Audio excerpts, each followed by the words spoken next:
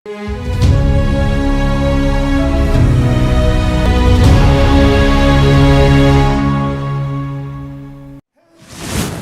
दोस्तों, राजनीति की बातों में आपका स्वागत है। मैं हूं आपका दोस्त धर्मेंद्र कवाली।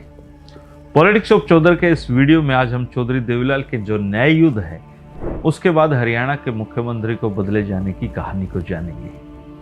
पिछले वीडियो में हमने बहुत विस्तार से दोस्तों न्याय युद्ध की जो सारी कहानी है वो जानी थी। अगर आपने उस वीडियो को नहीं देखा है तो वो वीडियो भी जरूर देख लें और पॉलिटिक्स ऑफ चौधर की जो प्लेलिस्ट है उसमें आपको मिल जाएगा।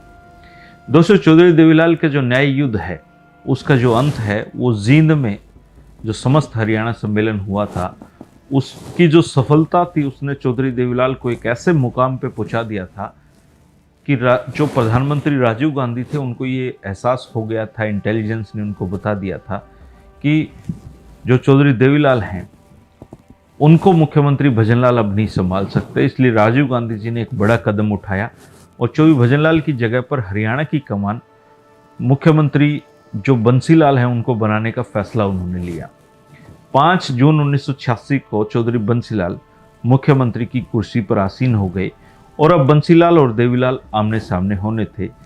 सख्त जो प्रशासक है उसकी छवि के अनुसार चौधरी बंसीलाल ने प्रशासनिक कठोरता दिखाने का काम शुरू किया। चौधरी बंसीलाल सोचते थे कि 1 साल के भीतर मैं SYL नहर का निर्माण पूरा करा दूंगा और उसमें पानी ले आऊंगा और ऐसी स्थिति में कांग्रेस की सत्ता में दोबारा वापसी हो जाएगी और मैं फिर से हरियाणा का मुख्यमंत्री 5 साल के लिए बन जाऊंगा। उन्होंने युद्ध स्तर पर नहर का निर्माण कार्य शुरू करा दिया और 3-3 पारियों में जो खुदाई का काम था उसको अंजाम देना शुरू किया। 12 जून 1986 को वेंकटरमैया आयोग ने केंद्र सरकार को अपनी रिपोर्ट सौंपी और आयोग की रिपोर्ट में सिफारिश की गई कि पंजाब के जो भूभाग से 10,000 एकड़ भूमि जो है वो हरियाणा को चंडीगढ़ के बदले में दे दी जाए और केंद्र सरकार हरियाणा को नई राजधानी बनाने के लिए धनराशि उपलब्ध करा दे। चौधरी बंसीलाल सरकार ने पता नहीं क्या सोचा कि उसने आयोग की इस रिपोर्ट को स्वीकार कर लिया और आयोग के अन्यायपूर्ण निर्णय और बंसीलाल जी को उसको स्वीकार करने से चौधरी देवीलाल का आंदोलन और तेज हो गया। आयोग की रिपोर्ट पर हरियाणा का जो पक्ष है प्रधानमंत्री राजीव गांधी के सामने रखने के उद्देश्य से उस समय के जो नेता थे प्रोफेसर शेर सिंह उनसे मिले और तमाम तथ्य उनके सामने रखे। राजीव गांधी जी जो थे वो प्रोफेसर शेर सिंह के तर्कों से प्रभावित हुए और उन्होंने वेंकटरमैया आयोग की जो रिपोर्ट है वो डिब्बे में डाल दी, उसको निरस्त कर दिया। राजीव लोंगेवाल समझौते को लागू करने के लिए मैथ्यू आयोग जो था, जो उस मैथ्यू आयोग की जिम्मेदारी थी जो हिंदी भाषी क्षेत्र हैं उनकी पहचान के लिए गठित किया गया था यह आयोग, उसकी जो रिपोर्ट थी वो भी प्रधानमंत्री ने सुरक्षित रख ली। 12 जून 1986 को वेंकटरमैया आयोग और मैथ्यू आयोग की रिपोर्ट आने के अगले दिन ही इन आयोगों की सिफारिशों के खिलाफ आर्य समाजी नेता थे स्वामी इंद्रवेश जी, उन्होंने रोहतक के छोटूराम पार्क में 21 दिन का अनशन शुरू किया था। इसके अलावा इंद्रवेश जी ने प्रधानमंत्री को एक खुला पत्र भी लिखा था और इस पत्र में कहा गया था कि यदि केंद्र सरकार ने पंजाब से डरकर हरियाणा के हितों के खिलाफ अगर कोई फैसला लिया तो इसके परिणाम बहुत गंभीर होंगे।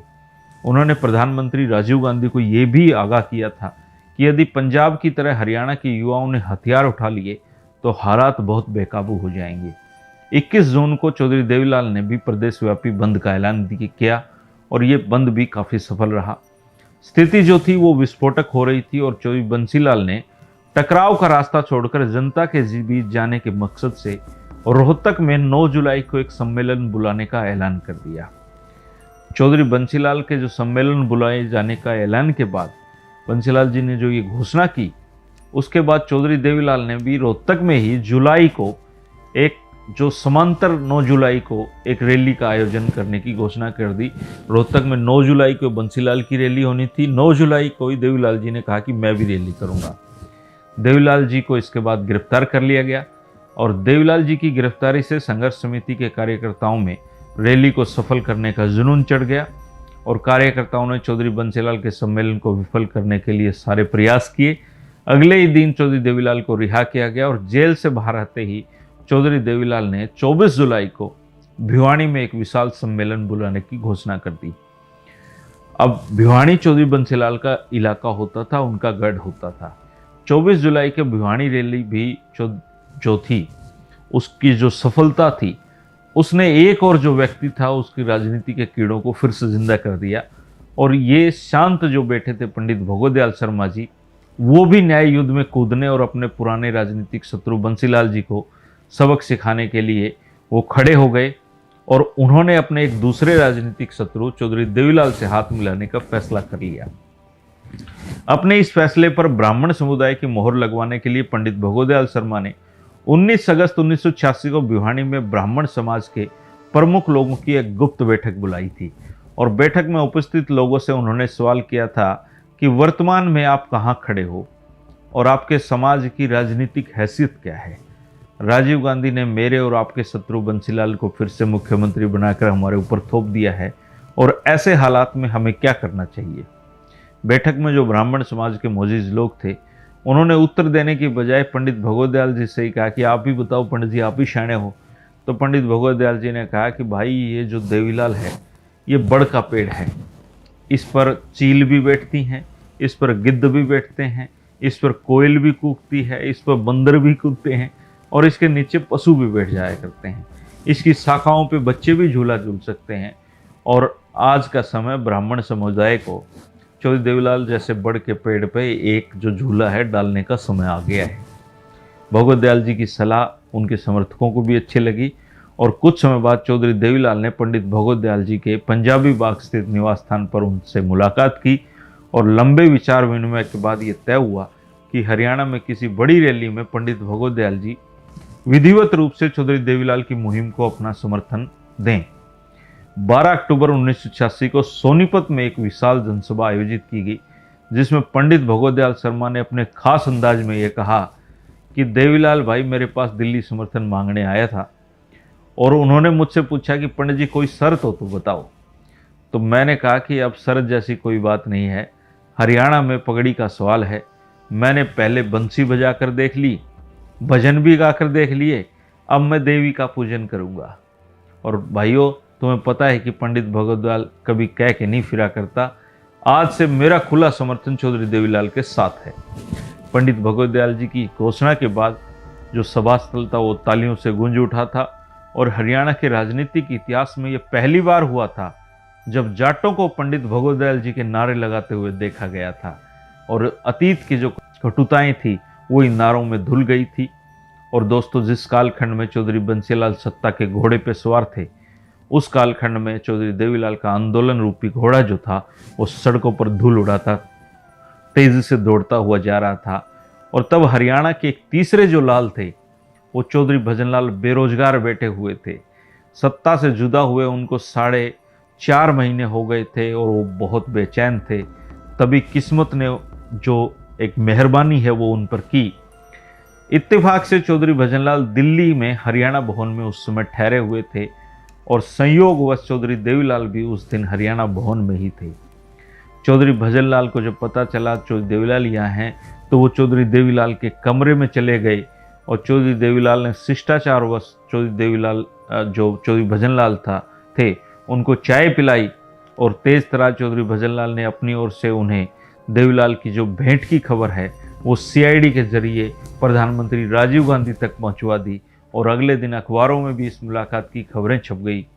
राजीव गांधी जी ने इस मुलाकात को कांग्रेस के लिए खतरा माना और चौधरी भजनलाल को अपने पास बुलाया और 2 अगस्त 1986 को राज्यसभा सदस्य के रूप में निर्वाचित करा दिया और 22 अक्टूबर को राजीव गांधी जी ने अपने मंत्रिमंडल का विस्तार किया और चौधरी भजनलाल को वन एवं पर्यावरण मंत्री के रूप में शामिल कर लिया। चाय पी देवीलाल जी के साथ और भजनलाल जी को वो चाय बहुत काम आ गई और राजीव गांधी ने चौधरी भजनलाल को गंगा की सफाई का काम भी उस समय सौंपा था। 18 दिसंबर 1986 को पलवल की जनसभा में राजीव गांधी जी ने 403 करोड़ रुपए की जो अनुदान की घोषणा की, उसमें नहर निर्माण का पूरा खर्च शामिल था। लेकिन राजीव गांधी व बंसीलाल के जो प्रयास थे उनके बावजूद कांग्रेस के खिलाफ जनता का गुस्सा कम होने का नाम नहीं ले रहा था और इधर देवीलाल और भी ज़्यादा आक्रामक हो रहे थे। उन्होंने 23 जनवरी को रोहतक में एक विशाल रैली की घोषणा कर दी और रोहतक की इस रैली में लोकदल के उस समय के जो कार्यकारी अध्यक्ष थे हेमवती नंदन भवनकुणा और चौधरी अजीत सिंह और पंडित भगवदयाल शर्मा भी इसमें शामिल हुए थे। भीड़ के लिहाज से रैली बहुत सफल थी और इस रैली से जो बहुगुणा जी थे, हेमंती नंदन बहुगुणा, बहुत प्रभावित हुए। लेकिन चौधरी अजीत सिंह को खासी मायूसी हुई। वो चौधरी देवीलाल की लगातार जो लोकप्रियता बढ़ रही थी उसको हजम नहीं कर पा रहे थे और रैली में हरियाणा लोकदल की जो गुटबाजी है वो भी देखने को मिली। चौधरी अजीत सिंह के जो समर्थक विधायक थे ओम प्रकाश बेरी जी, जो रैली के मंच के संचालक थे, उन्होंने ओम प्रकाश चौटाला को बोलने का समय भी रैली में नहीं दिया, जिससे देवीलाल समर्थकों में काफ़ी रोष फैल गया। और रैली के तुरंत बाद उन्होंने रोहतक में एक जगह पर चौधरी चरण सिंह समर्थक विधायकों के साथ बैठक की। इस बैठक में चौधरी अजीत सिंह ने अपने विधायकों से कहा कि भविष्य में खुद को देवीलाल की किसी भी मुहिम से अलग रखो और उन्होंने विधायकों को ये भी भरोसा दिलाया कि जल्दी ही बहुगुणा को कार्यकारी अध्यक्ष पद से हटा दिया जाएगा। लेकिन बहुगुणा को हटाना चौधरी अजीत सिंह के लिए भी बहुत मुश्किल काम था, क्योंकि बहुगुणा जी तब तक काफ़ी हद तक कैप्चर कर चुके थे चीज़ों को और लोकदल के संविधान में ये प्रावधान लिखा था कि अध्यक्ष की गैर हाजिरी में कार्यकारी अध्यक्ष ही उसका वास्तविक अध्यक्ष होगा और उसकी शक्तियाँ अध्यक्ष की तरह ही काम करेंगी और यही बहुगुणा जी की ताकत थी। 6 फरवरी 1987 को बहुगुणा जी ने अजीत सिंह को कारण बताओ नोटिस जारी करके पूछा कि अनुशासनहीनता और पार्टी विरोधी गतिविधियों के चलते क्यों ना आपको पार्टी से बाहर का रास्ता दिखा दिया जाए। और दोस्तों 28 फरवरी को जिस पार्टी को चौधरी चरण सिंह ने खड़ा किया था उसको 28 फरवरी को बहुगुणा जी ने अजीत सिंह के कट्टर विरोधी मुलायम सिंह यादव को उत्तर प्रदेश विधायक दल का नेता निर्वाचित करवा दिया। और बहुगुणा जी के इस कदम से आक्रोशित अजीत सिंह जी ने 5 मार्च 1987 को दिल्ली में जो अपना गुट है उसका एक राष्ट्रीय सम्मेलन बुलाया और उसमें बहुगुणा और देवीलाल जी को लोकदल से बाहर का रास्ता दिखा दिया और अपने नए लोकदल के राष्ट्रीय अध्यक्ष वो बन गए। बहुगुणा जी ने चुनाव आयोग के सामने लोकदल की वस्तु स्थिति का लिखित विवरण दिया और ये लड़ाई अब कानूनी जो दांव पेच थे उसमें चली जाने लगी। आयोग ने बहुगुणा जी के लोकदल को मान्यता देते हुए चौधरी अजीत सिंह को निर्देश दिया कि वे अपने लोकदल के लिए कोई अन्य चुनाव निशान जो है वो हासिल करें और इस तरीके से राष्ट्रीय लोकदल का विधिवत विभाजन देश में हुआ और अब बहुगुणा जी वास्तविक लोकदल के अध्यक्ष बन गए थे, उस लोकदल के जिसको चौधरी चरण सिंह ने खड़ा किया था। और उधर जो हरियाणा था उसमें हरियाणा के एक और लाल चौधरी हरिद्वारी लाल जो थे, जो रोहतक से कांग्रेस के सांसद थे, उन्होंने भी देवीलाल जी के साथ जाने का फैसला लिया और रोहतक लोकसभा सीट से त्यागपत्र देकर वो लोकदल में शामिल हो गए। और चुनाव आयोग ने हरियाणा विधानसभा के चुनाव के लिए 17 जून की तारीख घोषित कर दी और देवीलाल और बहुगुणा जी ने मिलकर ही फिर हरियाणा में सारे प्रत्याशी तय किए। चौधरी अजीत सिंह हाशिए पर चले गए। रोहतक लोकसभा क्षेत्र से होने वाले उपचुनाव में लोकदल ने हरिद्वारी लाल जी को अपना उम्मीदवार बनाया और देवीलाल जी ने पंडित भगवत दयाल शर्मा जी की सिफारिश पर पहली बार 12 ब्राह्मणों को टिकट दी और 17 सीटें अपनी सहयोगी जो डॉक्टर मंगल सिंह जी के नेतृत्व में थे वो भारतीय जनता पार्टी के दो। और इसी बीच एक बड़ी और अप्रत्याशित घटना यह घटी कि कांग्रेस की हार सामने देखकर चौधरी बंसीलाल ने एक दांव खेला। उन्होंने देवीलाल और पंडित भगवत दयाल जी में फूट डालने के मकसद से पंडित भगवत दयाल जी की और राजीव गांधी की मुलाकात करा दी।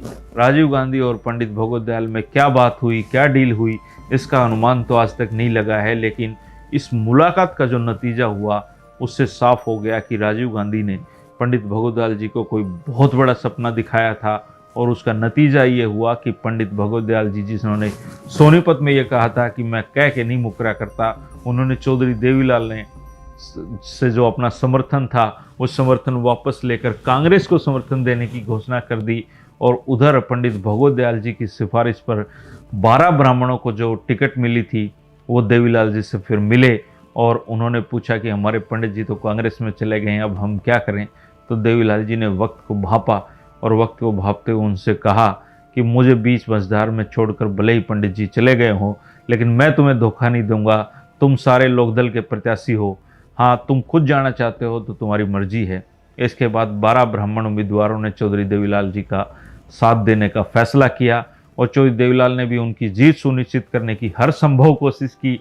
और दोस्तों 1987 के चुनाव परिणाम में 12 ब्राह्मण प्रत्याशी विजयी होकर हरियाणा विधानसभा में पहुंचे और 1987 का चुनाव अपने आप में ऐतिहासिक रहा, क्योंकि चौधरी देवीलाल और उनके सहयोगियों ने 85 सीटों पर कब्जा किया था और कांग्रेस को केवल 5 सीटें मिली थी। ये थी दोस्तों चौधरी देवीलाल के न्याय युद्ध का 1987 के चुनाव पर इम्पैक्ट। और इससे आगे की जो कहानी है दोस्तों, वो हरियाणा के राजनीति के इतिहास के पन्नों को हम खंगालते जा रहे हैं। हम कल फिर से और इससे आगे की कहानी को जानने की कोशिश करेंगे। आप अपने सुझावों से ज़रूर हमें परिचित कराते रहें। वीडियो अच्छे लग रहे हैं तो कमेंट करके ज़रूर बताया करें। शुक्रिया, नमस्कार।